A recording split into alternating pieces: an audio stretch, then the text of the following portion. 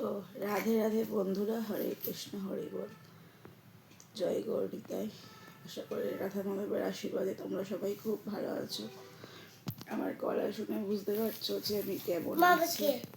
আশা করি আমার গলা শুনে বুঝতে পারছো আমি কেমন আছি। আসলে ঘটনাটা ঘটেছে বিগত এক সপ্তাহ কি 4 থেকে 5 দিন যাবৎ আমি খুব ভালো ছিলাম। আমার সময়টা খুব ভালো যাচ্ছিল। একটু স্মাইলি পিক বলো বা স্মাইলি রিলস বানিয়ে আমি ইনস্টা ফেসবুক সোশ্যাল সাইডে আমি দিয়েছিলাম। তো অনেকে বারণ করেছে যে দিস না, নজর লেগে যাবে, তোর খুশির নজর লেগে যাবে। সত্যি বলতে বন্ধুরা, আমি নজর জিনিসটাকে একদম বিলিভ করতাম না। বাট কালকে গেছিলাম হচ্ছে আমি ডোমজোর ইস্কনে। আমি আমার বাপের বাড়ি যেহেতু ওই সাইডে, তো ওই সাইডে একটু কাজে গেছিলাম। তো তো সেই জন্য সেখান থেকে আমি বন্ধুদের সাথে একটু ইস্কন মন্দিরে গেছিলাম, কারণ ওখানে যাব, ওইদিকে যাব, আর মাধবের কাছে যাব না সেটা তো হতেই পারে না। তো যাই হোক, সেখানে গেছিলাম, গিয়ে কিনেছি সেটা আমি তোমাদের পরে শেয়ার করবো নেক্সট ভিডিওতে। অনেকে কমেন্টও করেছিল যে দিদি তোমার কাছে কী বই আছে একটু আমাদের শেয়ার করো, তো সেটা আমি নেক্সট ভিডিওতে শেয়ার করবো।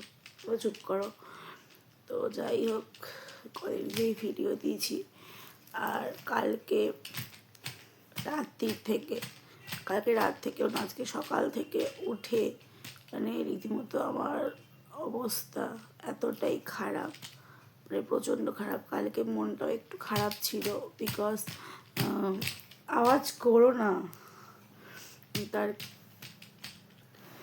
মনটা একটু খারাপ। তার কারণ কালকে গেছিলাম ওই সাইডে, ডোমজুর সাইডে বাপের বাড়ির দিকে।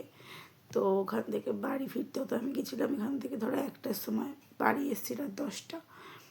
তো আজকালকে আসার মানে কাজ ছিল, ওখানে থাকার কোনো পজিশনই নেই। তো সেই জন্য যাই হোক, কালকে মাধবের যে ডোমজুর ইস্কন মন্দিরটা আছে, তো সেখানে অনেক বাণী জাস্ট শুরু হয়েছে, আমাকে উঠে বেরিয়ে আসতে হয়েছে। তার কারণ হচ্ছে আমার মন চাইছিল না, তার কারণ হচ্ছে ওখান থেকে আমাকে এখানে ফিরতে হবে ছেলেকে নিয়ে। তো বুঝতেই পারছো ওঠাটা পাপ, এটাও জানি, মনটাও মানে চাইছিল না যে আমি উঠে আসি। তো কোনো কিছু উপায় নেই, আমাকে উঠে আসতেই হলো। তো যাই হোক, সেই কারণে মানে এতদিন বিগত কয়েকদিন ধরে এত হাসি খুশির ভিডিও ছেড়েছি যে সিরিয়াসলি নজর লেগে গেছে। আজকে সকাল থেকে উঠে রীতিমতো গায়ে কাঁপুনি। তারপরে তোমরা নিশ্চয়ই জানো যে এখন কাঁপুনি দেওয়া ঠান্ডাটা আর নেই, চলে গেছে রীতিমতো। বাইরে রোদ্রে অলরেডি গরম হওয়া শুরু করে দিয়েছে, সামার ইজ কামিং। তো যাই হোক, আজকে ঘুম থেকে উঠে দেখছি যে গলা ব্যথা, কথা বলতে পারছি না, মানে মাড়ি শুদ্ধ, কানের পাশ শুদ্ধ যন্ত্রণা দিচ্ছে। এখনও অবধি আমার গলাটা বুঝতে পারছো যে আমার গলাটা কেমন আছে, মানে কি বলবো। আর এতটা ঠান্ডা লেগেছে, কী করে আমি যেহেতু কালকে যাতায়াত করেছি বলে, বাট নজর তো অবশ্যই লেগেছে। কারণ আমি 3-4 দিনের আগের সোমবারও ভিডিওর কাজের জন্য আমি ডোমজুড়ে গেছিলাম। এই বিগত 1 সপ্তাহ ধরে আমি খুব ভালো সময়টা কাটছিল। একদিক থেকে একটু সময়টা খারাপ যাচ্ছিলো, সেটা পার্সোনাল, সেটা আমি শেয়ার করছি না। যাই হোক, সব মানে সব খারাপ তো সোশ্যাল সাইটে দেখানো যায় না। মানে আমি মনে কষ্ট থাকলে আমি সোশ্যাল সাইটে দেখাতে চাই না জিনিসগুলো, আমি হাসি খুশিভাবেই তোমাদের সাথে দেখা দিতে চাই। তার সব কিছু সোশ্যাল সাইটে আনাটাও উচিত না, আমি আনতে পছন্দও করি না। তো যাই হোক, সেই কারণে সেই জন্য হঠাৎ করে সকাল থেকে এতটা পরিমাণে শরীর খারাপ, সবাই বলছে, খোঁজ খবর নিচ্ছে যে শরীর কেমন আছে। জানি না ওরা কী করে জানলো, বিশেষ করে আমার মা।